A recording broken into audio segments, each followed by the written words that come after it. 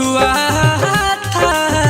प्यार तो तुमने किया किसी और से, हमको तो तुमसे हुआ था, हुआ था। प्यार तो तुमने किया किसी और से, हमको तो तुमसे हुआ था।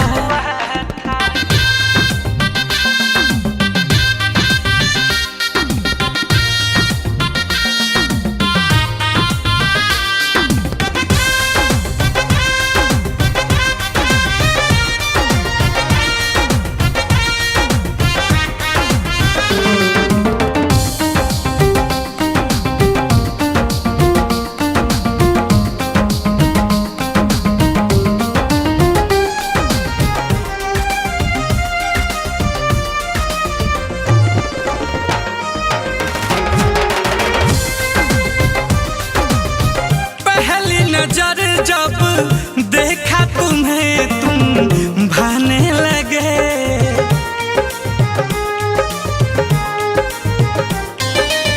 सीने में धड़कन बन के मेरे तुम समाने लगे।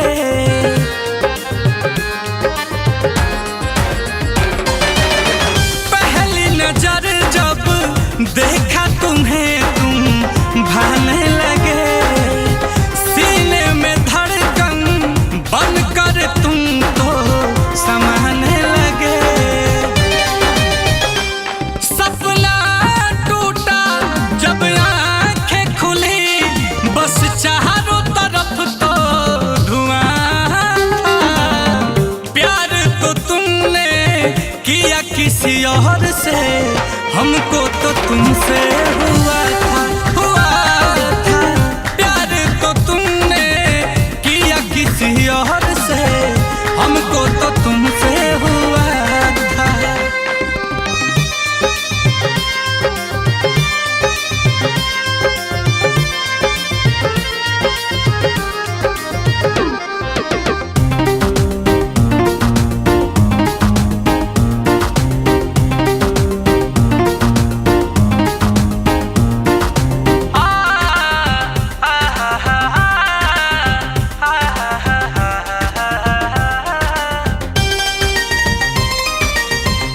इश्क में रुसवा हुए इस कदर तुम जाने ना।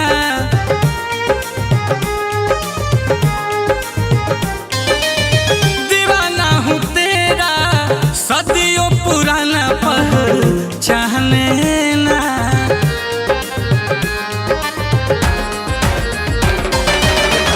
इश्क में रुसवा हुए इस कदर तुम जाने,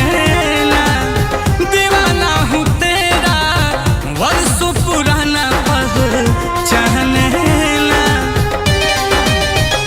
नीलकमल मुझीब का जिंदगी तो तुम्हारे लिए बस जुआ था।